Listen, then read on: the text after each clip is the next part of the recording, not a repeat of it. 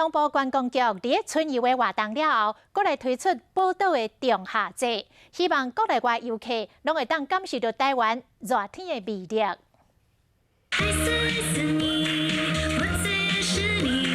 创作型网络才女黄小梅咧跳食冰舞，替热天添加满满的热情。迎接第二届宝岛的仲夏节，台北车头的大厅变甲真缤纷，有各种冰品的搭位，结合地方特色。像讲，基隆有石花洞，台中市推出珍珠奶茶冰，南投直接将山椒入冰，新竹将这个擂茶为咸的变做甜的。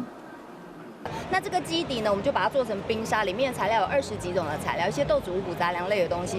台湾有美丽海湾甲关山，这个热天要互你行出冷气房，消暑上山，清凉落海，结合食冰、沙雕艺术、音乐等等，真一项宝岛台湾的热天的特色活动，和国内外游客会使感受到台湾热天的魅力。台湾的这个冰品啊，其实是一个很重要的特色。那么，其实很多东南亚的朋友或者日本、韩国的朋友，他们很喜欢。